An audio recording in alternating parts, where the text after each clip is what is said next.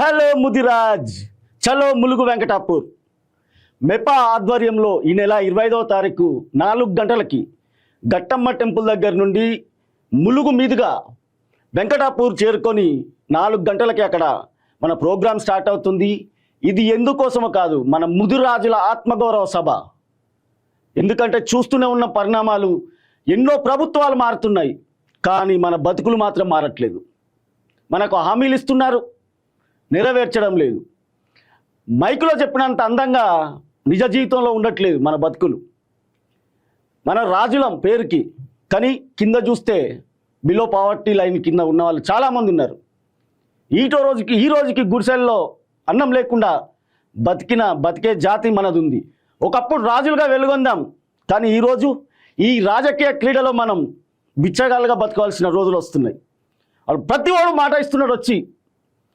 మొన్న చేసిన కులగణనలో ముదిరాజులు మొదటి స్థానంలో నిలిచారు బీసీల్లో.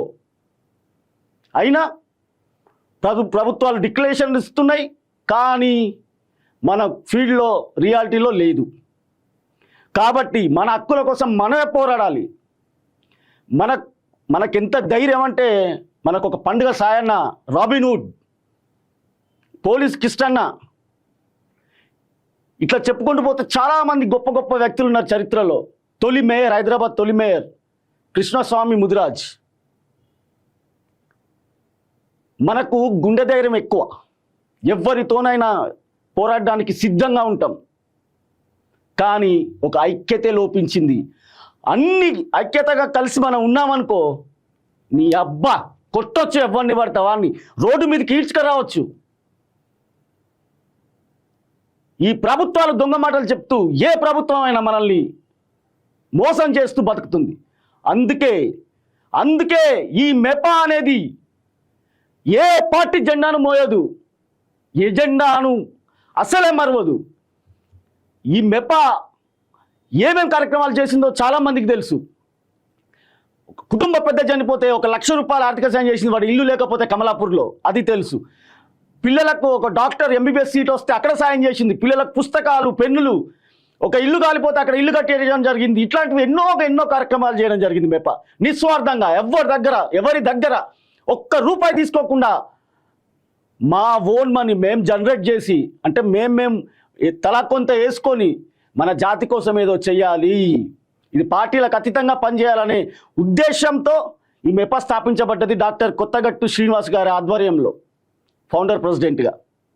అలా అంచెలంచెలుగా ఎదుగుతూ ఈరోజు మన జాతి కోసం పోరాడే ఏదన్నా ఉంది అంటే అది ఓన్లీ మెపా.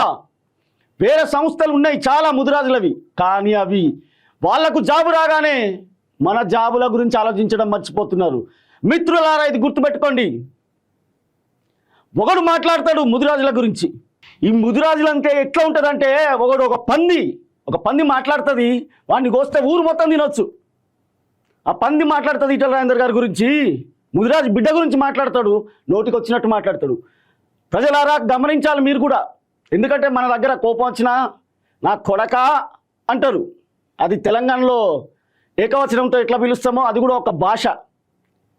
దాన్ని పట్టుకొని వాడికి ఏదో రాజకీయ పబ్బం కోసం సంగారెడ్డిలో గెలవలేనోడు ఒక బీసీ బిడ్డ మీద ఒక ప్రెస్ మీట్లో పోలీసుని గల్లబట్టి కొట్టినా అని చెప్తాడు, రౌడీ షీటర్.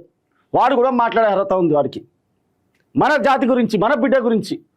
అలాగే పిసిసి అధ్యక్షుడు ఆయన మాట్లాడతాడు పెద్ద తోపులాగా. ఫస్ట్ అయ్యా ఢిల్లీకి పోయి నీ రాహుల్ గాంధీనా రాహుల్ ఖానా ముందు తేల్చుకొని వచ్చి అప్పుడు మాట్లాడు. ఈటల రాజేందర్ ముదిరాజా రెడ్డినా? ఈటల రాజేందర్ ఇంటి పెద్ద ఏది ఉంటే అదే ఉంటుంది. మరి నీ రాహుల్ గాంధీ లెక్క వేరేగా మార్చుకోలేము మేము. అర్థమైందా? ఫస్ట్ పోయి అడుగు ఒక నాయకునివైతే. ఇది మనం కలిసి లేకపోవడం వల్ల ఈ అగ్రజాతి కులహంకారులు మనల్ని వేరు చేసి, మనల్ని కలవకుండా చేసి అడ్జేస్తున్నారు. కాబట్టి మనం కలిసి పోరాడితే ఈ కొడుకుల్ని రోడ్ల మీదకి తీసుకురావచ్చు. పోలీస్ పటేల్ అని ఉండే ఊళ్ళల్లో తెలుసా మీకు మిత్రులారా? వాళ్ళ కింద రైట్ హ్యాండ్గా ఉండేది ముదిరాజే, గుర్తుపెట్టుకోండి. ఏదైనా వేటకెళ్ళినా ఎక్కడికి వెళ్ళినా ధైర్యం కోసం, వాళ్ళ ధైర్యం కోసం ముదిరాజుని అంటే పెట్టుకోబట్టారు. అంత ధైర్యవంతులం మనం ఎందుకు ఇలా ఉండాలి, ఐక్యతంగా ఎందుకు ఉండట్లేదు? ఐక్యంగా ఉందాం, పోరాడదాం, ఏది కావాలో అది తేల్చుకుందాం, వాడిని గల్లబట్టి రోడ్డు మీదకి గుంజుకొచ్చే ప్రభుత్వాలను అయినా సరే మన హక్కుల్ని మనం సాధించుకుందాం.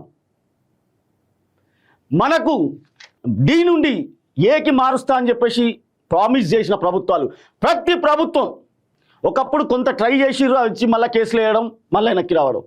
ఇప్పటి ప్రభుత్వాలు అసలు వాటి గురించి పట్టించుకోవడం లేదు, డిక్లరేషన్లు మాత్రం చేస్తుంది.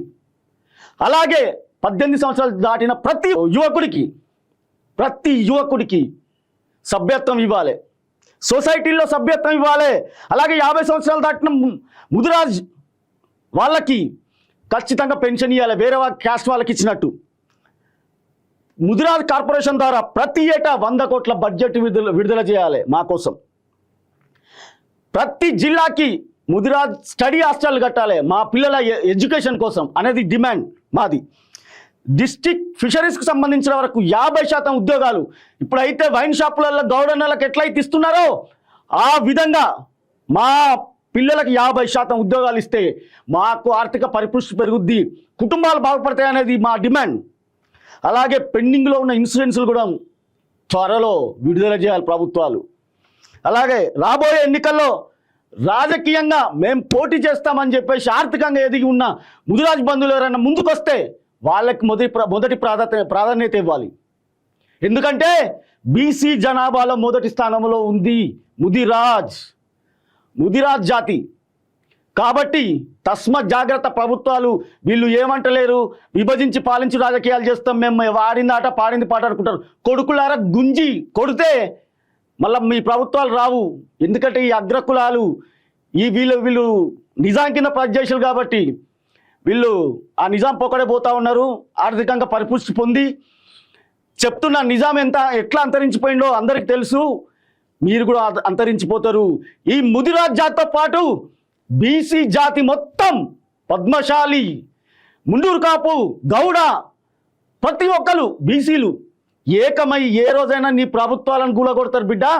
రాబోయేది బీసీ ప్రభుత్వమే, బీసీ ముఖ్యమంత్రి. తస్మాత్ జాగ్రత్త. ఎంతకాలం బీసీలను మోసం చేస్తారు?